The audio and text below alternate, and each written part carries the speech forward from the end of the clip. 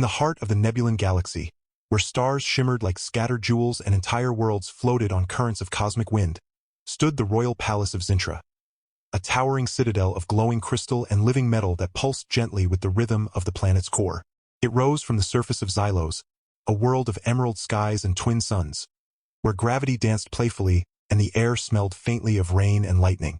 The palace was home to Queen Lyra, the last of the Zintrian bloodline, a regal and stern woman whose green skin glowed faintly under the twin suns. Her long, flowing hair a cascade of deep forest green that shimmered with bioluminescent threads.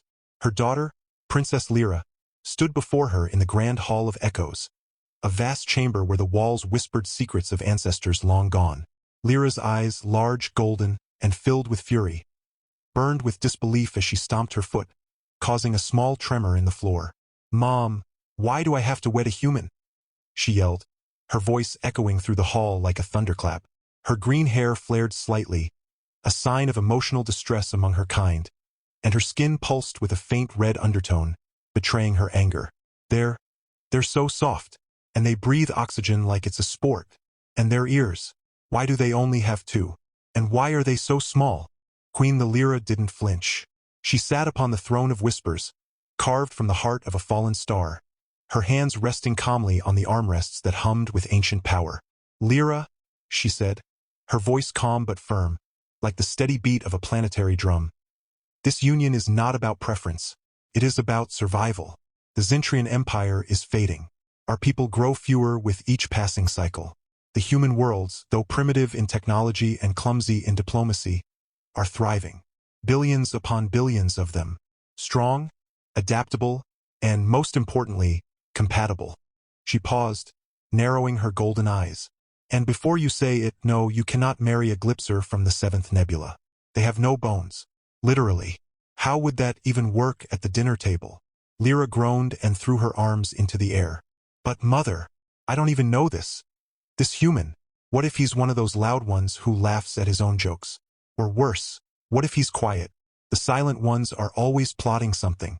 And what about his planet? Earth? It sounds like a dirt nap. And their food. I saw a recording once. Someone put something called peanut butter on a sandwich with banana. That's not food. That's a cry for help." She paced back and forth, her long, flowing robes of living silk shifting colors with her mood, now a stormy gray blue. "I was raised to lead fleets, to command star carriers, to negotiate peace with the gas lords of Vantros, not to bake cookies and say, 'How was your day, darling?' while he watches moving pictures on a glowing rectangle." The queen sighed, a sound like wind through crystal trees. "You are the last Zintrian princess of royal blood. If you do not unite with a compatible species, our lineage ends. The Council of Elders has approved this match. The human has been vetted. He is kind. He works with children. He grows plants in dirt for fun. He once saved a small animal from drowning in a puddle. He is acceptable." "Acceptable?" Lyra gasped, clutching her chest as if wounded. "I need more than acceptable. I need passion. I need adventure. I need someone who can fly through a solar flare for me, who can duel a shadow maw with nothing but a plasma dagger and a sarcastic remark. Not someone who grows plants." She paused, then added bitterly, "He probably uses a calendar, like a peasant." Just then, the great doors of the grand hall hissed open, and in floated Ambassador Zarnak, a bulbous, three-eyed diplomat from the moon gills of Jorvex 9, his gelatinous body wobbling as he glided on anti-grav cushions. "Your Majesty," he burbled, his voice like bubbles in syrup, "the Earth delegation has arrived. The human male is aboard the orbital platform. He is small, and he asked if we had coffee." Repeatedly. Lyra froze. "He's here? Already? But I haven't even agreed. I haven't packed my emotional resistance kit. I haven't written a strongly worded protest to the Galactic Union." Queen Lyra stood, her presence commanding the room. "It is done, daughter. You will meet him. You will speak with him. And you will give this a chance. For our people. For your future." She stepped down from the throne and placed a hand on Lyra's shoulder. "I know it is not the path you imagined. But sometimes the stars align in strange ways. Love has been known to grow in the most unexpected soil, even if that soil is covered in something called lawn gnomes." Lyra scowled but said nothing. She knew arguing further would only lead to being assigned to mediate a dispute between the rock monks of Tarn and the floating choir of air. Something she'd rather face a black hole than do again. Later that day, aboard the celestial greeting platform, a sleek silver vessel shaped like a crescent moon, Lyra stood at the observation deck, staring at the small blue-green planet hanging in the void. Earth. It looked so wet and noisy if the data streams were accurate. Music, traffic, arguments over parking spaces. It was a miracle they hadn't blown themselves up yet. Behind her, the air shimmered, and the transport beam activated with a soft hum. When the light faded, there he stood. The human. He was average. Not short, not tall. Brown hair. Slightly messy. Like he'd just woken up from a nap under a tree. He wore a simple blue shirt and pants that looked suspiciously like they came from a place called Target. In one hand, he held a small potted plant, a fern, according to Lyra's quick scan. In the other, a thermos. He looked around, blinking, then smiled. "Wow," he said, his voice warm and slightly raspy. "This place is shiny." Lyra crossed her arms. "You're late." "I'm sorry," he said, scratching his head. "Your ambassador kept asking if I wanted to try space jelly. I said no thanks. I'm allergic to things that stare at me. Also, your ship's gravity is weird." I tripped twice in the hallway. One of the walls apologized. Lyra blinked. "The walls talk." "Yeah." One said, "Pardon my intrusion," when I bumped into it. I think it was flirting with me. She couldn't help it. A tiny snort escaped her. Then another. Before she knew it, she was laughing. Deep, full laughter that echoed through the chamber. The human grinned. "I'm Joran," he said, offering his hand. "Joran Vale. I work at a children's garden back home. We teach kids how to grow food and save bees. And occasionally, I get asked to represent Earth in intergalactic marriage proposals. Which, honestly, I still don't fully understand." Lyra wiped a tear from her eye, still chuckling. "You're not what I expected. Good or bad? Too soon to tell. But you're definitely not a boneless glipser, so points for structure." Joran laughed, then held out the potted fern. "I brought you a gift. It's a Boston fern. Very low maintenance. Just needs water and indirect light. Kind of like me." Lyra stared at it. "You brought me a plant?" "Yeah. I figured if we're going to be stuck together, we might as well start with something that doesn't talk back. Also, plants are peaceful. They don't judge. And they're great listeners." She took the fern, surprised by how carefully he handed it over, like it was something precious. "You really like plants, don't you?" "I do," he said. "They're quiet, they grow, they make the air better. And when they die, you compost them and start over. There's a kind of honesty to that. No drama, no expectations. Just life." Lyra looked at him, really looked at him. He wasn't dazzling. He wasn't a warrior or a star pilot or a mind-bending philosopher. But there was a calmness about him, a quiet strength, like a tree that had weathered many storms. And he made her laugh. That was unexpected. Over the next few days, Joran was given a tour of the palace, though he mostly wandered off to examine the gardens, vast, glowing fields of bioluminescent flora that sang in harmonic frequencies when touched. He knelt in the dirt, which the Zintrians found bizarre, since they used nutrient mists, gently adjusting the roots of a dying star lily. Lyra watched from a distance, curious. "You're good with them," she said, stepping closer. "They just need attention," Joran replied. "And a little love. Same as most things." She frowned. "Love doesn't fix everything." "No," he agreed. "But it helps. My grandma used to say, if you can't fix it, grow something instead." Lyra snorted. "Your grandma sounds like a weed." Joran laughed. She was, and proud of it. As the days passed, Lyra found herself drawn to Joran in ways she didn't understand. He didn't try to impress her with tales of heroism or wealth. He didn't flatter her or beg for favor. Instead, he asked questions about her world, her dreams, her fears. And when she spoke, he listened, really listened, like her words were seeds he wanted to plant and nurture. One evening, as the twin suns dipped below the horizon, painting the sky in swirls of violet and gold, they sat on a floating balcony, sipping a beverage that tasted like melted rainbows. Joran pointed to the stars. "That one," he said. "The bright blue one. Back home we call it Vega. My dad used to tell me stories about it. Said it was a lighthouse for lost travelers." Lyra smiled faintly. "We call it Zonthor, the Watcher of Lost Hearts." It said that if you make a wish under its light, and your heart is true, the stars will answer. Joran turned to her. Have you ever wished on it? Once, she admitted. When I was little, I wished for a pet shadow maw. They're big, scaly, and breathe fire. My parents said no. Too dangerous. Joran grinned. What about now? Do you have a wish? Lyra hesitated. She looked at him. His messy hair, his kind eyes, the way he absent-mindedly twirled a blade of glowing grass between his fingers. I don't know, she said softly. Maybe I'm still figuring out what to wish for. Before Joran could respond, the sky above them exploded with light. Alarms blared across the palace. Red pulses flashed through the corridors. Lyra shot to her feet, her senses on high alert. What was that? Joran asked, standing too, though he swayed slightly from the sudden gravity shift. Trouble, Lyra said, her voice sharp. Come on. They raced through the palace, dodging panicked servants and royal guards in shimmering armor. In the command spire, Queen Lyra stood before a massive viewscreen, her face grim. The image showed a fleet of jagged, black ships forming a crescent around Xylos.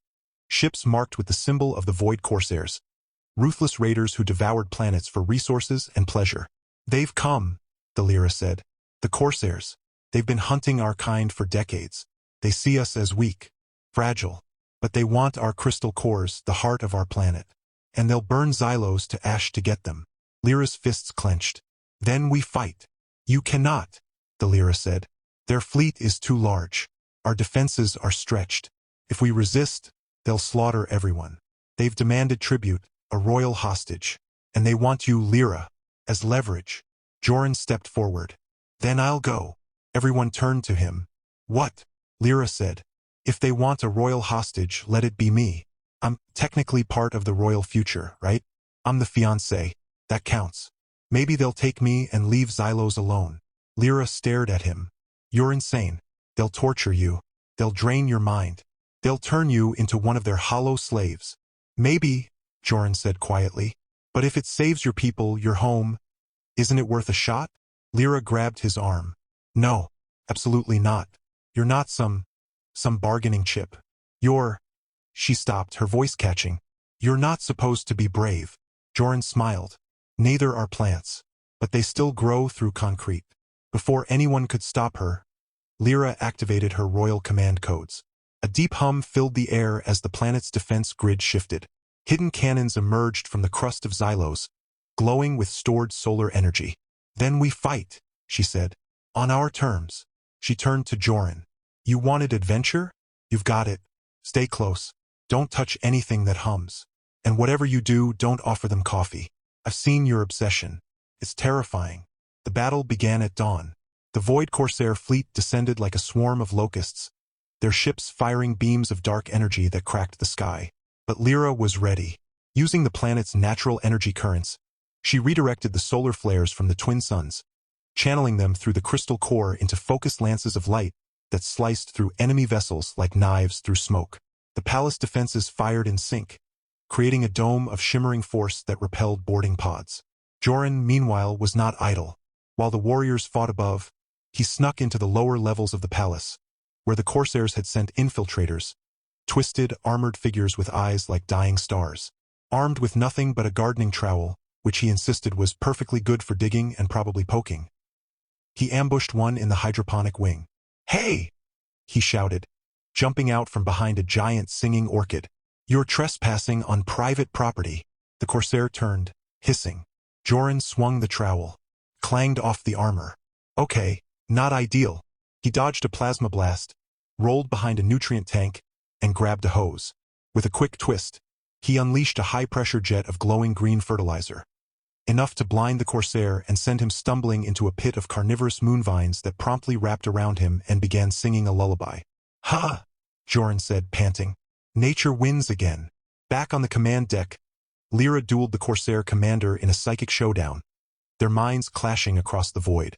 Images flashed, her childhood, her fears, her growing feelings for Joran. The commander sneered, trying to break her will. But Lyra held firm, drawing strength from something new, something unexpected. Not duty, not pride, but the memory of a human who brought her a fern and made her laugh. With a final surge, She shattered his mental defenses and sent a pulse through the fleet's command node, disabling their weapons. One by one, the black ships powered down, adrift in space. The sky cleared. Cheers erupted across Xylos. Lyra collapsed to her knees, exhausted. Joran ran to her, breathless but grinning. "You did it," he said. "We did it," she corrected, looking up at him. "You fought too. With a trowel." "Hey, every garden starts with a single tool." She laughed, then suddenly pulled him into a hug. He stiffened at first, then relaxed, wrapping his arms around her. For a moment, the universe stood still. Later, as the stars shimmered above and the palace hummed with celebration, Lyra stood with Joran on the balcony once more. The fern sat between them, thriving. "So," he said, "still think marrying a human is the worst thing that could happen?" Lyra looked at him, then at the stars. "I thought I wanted fire and fury. I thought I needed a warrior, a legend, someone who could conquer galaxies." She paused. "But maybe what I needed was someone who brings peace, someone who grows things, someone who makes me laugh when I want to scream." Joran smiled. "So, does this mean I get to stay?" She leaned her head on his shoulder. "For now. But if you ever bring me another plant as a gift, I'm sending you back to Earth in a cargo pod." He chuckled. "Deal." And high above, the star they called Vega or Xanthor shone a little brighter, as if the universe itself was smiling. The peace that followed the Corsair retreat was fragile, like the first bloom of a crystal orchid after a long winter. The people of Xylos celebrated their victory with songs that echoed through the glowing valleys and dances that lit up the night sky. But beneath the joy, a quiet tension hummed through the palace, like the low thrum of a star engine winding down. The Council of Elders, ever cautious, gathered in the chamber of silent judgment, their translucent robes shimmering with ancestral codes. They had watched Lyra's defiance, her alliance with a human, her emotional unraveling in battle, and they were not pleased. "She acted alone," murmured Elder Vexus, a tall, ageless figure whose eyes flickered with stored knowledge. "She placed trust in an outsider. Primitive. This union cannot stand. It weakens the bloodline." "She saved our world," countered Queen Lyra, her voice like tempered steel. "And the human fought beside her, not with weapons but with courage. That is not weakness. It is evolution." But the council was unmoved. That night, under the veil of the twin moons, they enacted an ancient law, one long forgotten, buried in the scrolls of the first queen, the trial of union, a test to determine if a foreign mate was truly worthy of the Zintrian throne. If Joran failed, the engagement would be dissolved, and Lyra would be bound to a mate of the council's choosing, a cold, emotionless noble from the ice courts of Zarn, known more for his genetic purity than his personality. Lyra learned of the decree the next morning when she found a silver scroll embedded in the trunk of the singing willow outside her chambers. Her blood ran cold as she read it. She stormed into the throne room, the scroll clutched in her fist. "You knew," she accused her mother. "You knew they would do this." Queen Lyra looked weary. "I suspected, but I could not stop them. The trial is older than the palace, older than the stars we orbit. If we defy it, the people may turn. The council holds the keys to the crystal core. Without their blessing, our power fades." Lyra's skin flushed a deep crimson, her hair crackling with static energy. "Then I'll refuse the trial. And what? Marry in defiance? Be cast out? Watch your people suffer under a weak ruler chosen by fear? No, daughter. You must let him face it. And you must trust that he is stronger than he looks." Joran, meanwhile, had no idea what was coming. He was in the royal greenhouse, carefully transplanting a cluster of whispering lilies into a new bed of moon soil, humming a tune from Earth, a song about a man who danced with his shadow. Lyra found him there, dirt on his hands, a smudge of green on his cheek. "We need to talk," she said, her voice tight. He wiped his hands on his pants. "Oh, that's never good. Did I overwater the singing orchids again? I swear. They started judging me with their leaves." Lyra didn't smile. "The council has invoked the trial of union. It's a test, a series of challenges. If you fail, our engagement is broken. You'll be sent back to Earth." Joran blinked. Then he sat down on a nearby stone bench, slowly, like his bones had forgotten how to hold him. "Oh, that's it? Oh?" Lyra snapped. "You're not even going to argue? Run? Panic?" He looked up at her, his eyes soft. "Lyra, I came here knowing I didn't belong. I didn't expect to fall for a green-haired alien princess who can summon solar flares with her mind. But I did. And if this is the price of staying, if I have to prove I'm not just some dirt farmer from Ohio, then I'll do it. She stared at him. You don't even know what the trial is. No, he admitted. But I know you, and I know this matters. So whatever it is, I'll face it. The trial began at dawn. The first challenge was the maze of echoing souls, a shifting labyrinth beneath the palace built from living stone that remembered every fear ever felt within its walls. As Joran stepped inside, the entrance sealed behind him. The air grew thick, and whispers rose from the walls, voices from his past. Asterisk, you'll never be enough, Joran. Asterisk, just a gardener. No one important. Asterisk, she'll realize it soon. You're not her kind. Asterisk, shadows formed. Figures of his father, disappointed. His old boss, laughing. Even a version of himself, older, alone, surrounded by dead plants. Joran stopped. He closed his eyes. Then he knelt and pressed his palm to the floor. I'm not here to be perfect, he said aloud. I'm here because I care. And that's enough. The maze trembled. The voices faded. A path opened before him, leading to a glowing door. He passed. The second trial was the bridge of falling light, a narrow span of energy suspended over a chasm of antimatter. One misstep and he would be erased from existence. The bridge flickered, appearing and vanishing in pulses. To cross, he had to move only when the light was gone, trusting the darkness. He took a breath and stepped into the void. With each step, his fear grew, but he remembered Lyra's laugh, the way she tilted her head when she was curious, the fern she still kept on her nightstand. He moved forward, blind, until his foot met solid ground. The bridge reappeared behind him, whole and bright. The final trial was the most dangerous. The chamber of shared breath. A small, sealed room where the couple had to stand together, linked by a neural bond, while facing their deepest fears, not as individuals, but as one. If their hearts diverged, the chamber would collapse, crushing them both. Lyra and Joran entered hand in hand. The bond activated. Suddenly, they were no longer in the chamber. They stood on a dying earth. Cracked deserts, poisoned skies, cities swallowed by sand. Joran gasped. This is my fear. That my world will die before I can save it. Then the scene shifted. They were in a vast, empty palace on Xylos. Silent. No music. No life. Lyra trembled. This is mine. That I will rule alone. That I will never be loved for who I am. Only for what I am. Their fears intertwined. His guilt, her loneliness, their shared dread of failure, of separation. But then Joran squeezed her hand. We don't have to fix everything alone, he said. We can grow things together, even on broken ground. Lyra looked at him. You really believe that? I do, he said. And I believe in you. The chamber glowed. The fears dissolved.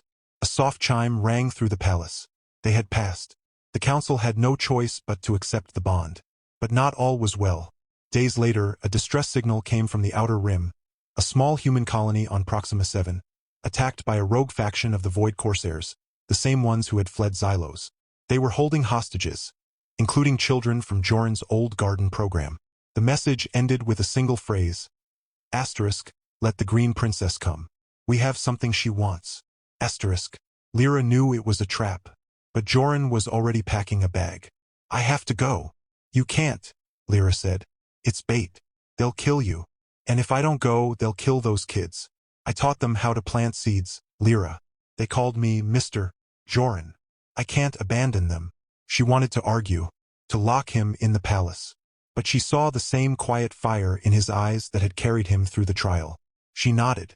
Then I'm coming with you. They flew to Proxima 7 in a swift stealth cruiser, cloaked in the light-bending mist of Zintrian tech. The colony was in ruins. Buildings scorched, gardens trampled, the air thick with smoke. The Corsairs had set up camp in the central dome, where the children were held in energy cages. Joran didn't wait. While Lyra disabled the shields from above, he snuck in through the ventilation shafts, armed with nothing but a modified irrigation hose and a jar of hyperspore dust, a Zintrian growth accelerant that could turn weeds into towering vines in seconds. He released the spores. Within minutes, thick, thorny vines burst from the soil, wrapping around weapons, tripping guards, forming a living maze inside the dome. The Corsairs fired blindly, but the plants absorbed the energy, growing faster, stronger. Lyra descended like a storm, her hands crackling with starlight. She shattered the cages, freed the children, and dueled the Corsair commander in a whirlwind of speed and light. But just as she gained the upper hand, a hidden trap activated. A gravity mine that pulled her into a sealed chamber beneath the dome. Joran saw it happen. Without hesitation, he ran toward the collapsing floor, diving into the darkness after her. They landed in a cavern lit by glowing fungi. The chamber was ancient, older than the colony. Carvings lined the walls, depicting a forgotten race, their symbols matching those on Lyra's royal amulet. "This place? It's Zintrian," she whispered. Joran frowned. "But how? This is light years from Xylos." Then the truth struck them both. The first Zintrians hadn't originated on Xylos. They had come from somewhere else. And this colony, this planet, was part of their lost history. As they explored, they found a chamber with a stasis pod. Inside was a being, green-skinned, green-haired, but older, her features regal, her hands folded over a crystal heart. On the pedestal beside her read an inscription. Queen Myra, first of the line. She fled the fall. She planted the seed. She waits for the return. Lyra fell to her knees. "My ancestor." Joran touched the glass. She didn't abandon her people. She was protecting something. A legacy. Suddenly the pod hissed. The glass cracked, and the ancient queen's eyes opened, golden, knowing, full of centuries of waiting. "You are her," the queen whispered, her voice like wind through ancient trees. "The last blood.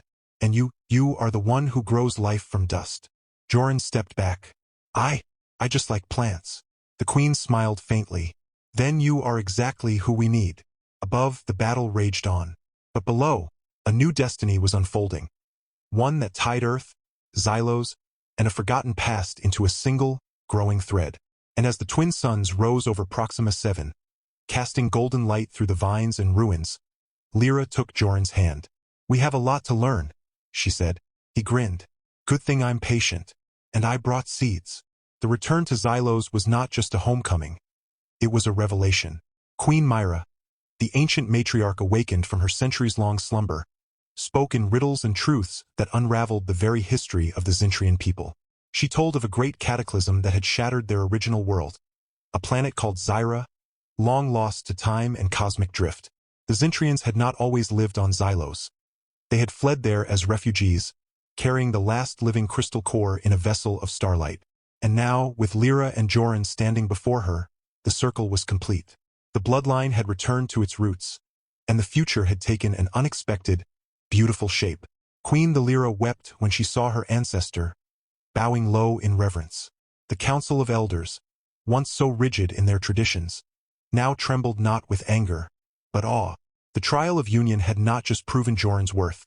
It had revealed a deeper truth, that strength was not only in power or purity, but in connection, in love that crossed stars and species. And so, beneath the glowing arches of the Grand Hall of Echoes, where the walls whispered blessings of old, Lyra and Joran were wed. It was not a quiet affair. The ceremony blended Zintrian tradition with Earth customs in a way that made both sides laugh, cry, and occasionally panic. The Zintrian robe of unity was woven from living light, shifting colors with the emotions of the couple. When Joran slipped, tripped on the hem, and nearly knocked over the sacred crystal flame, the entire hall burst into laughter. Even the stoic elders cracked a smile. Lyra, radiant in emerald and gold, pulled him up and kissed him soundly, causing the robe to flare into a dazzling supernova of pink and gold. Later, in the great Garden of Whispers, they planted a new tree, the Zyra bloom, a legendary species thought extinct. Its seeds carried in Queen Myra's stasis pod. As Joran placed the seed into the soil and Lyra poured water infused with starlight, the ground trembled gently. A shoot emerged, then another, then a stem of glowing silver leaves that unfurled like wings. By morning, the tree stood tall, its branches humming with soft music, its fruit shimmering like tiny galaxies. "It's perfect," Joran said, his voice thick with wonder. Lyra leaned against him. "Just like us." Years passed. The palace, once a place of rigid protocol and silent halls, became alive with laughter, music, and the pitter-patter of small feet. Lyra and Joran's love grew like the gardens Joran tended, wild, deep, and full of surprises. Their first child was a girl named Mira, born under the light of Thor. Her skin a soft jade, her hair a shimmering mix of green and brown, like moss kissed by sunlight. Her eyes were golden like her mother's, but when she laughed, she did so with her father's warm, rumbling chuckle. She could make plants grow just by touching them. Joran swore she whispered to them. Their second child, a boy, was named Kalen, a name from an old Earth legend meaning slender warrior. He was all energy, always running, climbing the palace spires, and once accidentally summoned a minor solar flare during a tantrum. He inherited his mother's psychic spark and his father's endless curiosity. At 5, he announced he was going to build a garden on the moon. Joran helped him draft the plans. Then came twins, Tiva and Rin, born during a rare double eclipse, their arrival announced by the singing orchids blooming out of season. Tiva was quiet, thoughtful, with a gift for understanding machines and star maps. Rin, on the other hand, could communicate with animals, real and alien. He once befriended a shadow maw, the very pet Lyra had once wished for, and brought it home like a lost puppy. It now lived in the royal gardens, where it napped under the zyra bloom and occasionally roasted weeds with its breath. The palace staff adored the children. The royal guards, once stern and silent, now carried snacks in their armor and told bedtime stories. Even the talking walls had new recordings. "Good night, Princess Mira. Do not climb there, Prince Kalen." And, "Yes, Rin, the shadow maw is not allowed in the dining hall." Joran, once the simple gardener from Earth, became known across the galaxy as the Green Sage of Xylos. He taught interplanetary agriculture, helped rebuild damaged worlds, and wrote a best-selling book titled Roots in the Stars, Growing Hope Across Galaxies. He still wore his old Target shirt under his royal robes, much to Lyra's amusement. Lyra, meanwhile, ruled with wisdom and fire. She reformed the council, opened Xylos to peaceful alliances, and established the first intergalactic children's garden, a sanctuary where young beings from 100 species learned to grow food, share stories, and understand one another. She was fierce in battle, kind in judgment, and, when no one was looking, delightfully silly with her children. One evening, as the twin suns dipped below the horizon and the zyra bloom glowed softly in the twilight, Lyra and Joran sat on their favorite balcony, now slightly crooked because Kalen had once tried to improve it with anti-grav bricks. Their children played below, Mira coaxing flowers to bloom in spirals, Kalen attempting to fly on the back of the shadow maw and failing spectacularly, Tiva repairing a broken drone, and Rin feeding space squirrels from a bowl of glowing berries. Joran sipped his coffee, finally available on Xylos thanks to a trade agreement with Earth, and sighed happily. "You know," he said, "when I was a kid, I used to think the most exciting thing I'd ever do was grow the perfect tomato." Lyra smiled, leaning her head on his shoulder. "And now you've planted a tree that sings, raised 4, and married a green-skinned alien princess. How's the tomato life?" He laughed. "Still good, but this is better." She took his hand. "I used to fear that love like ours wouldn't last, that the stars would pull us apart. But you taught me something. Love isn't about matching perfectly. It's about growing together, even when the soil is strange, even when the light is different." Joran kissed her gently. "And look at us now. We're not just surviving. We're blooming."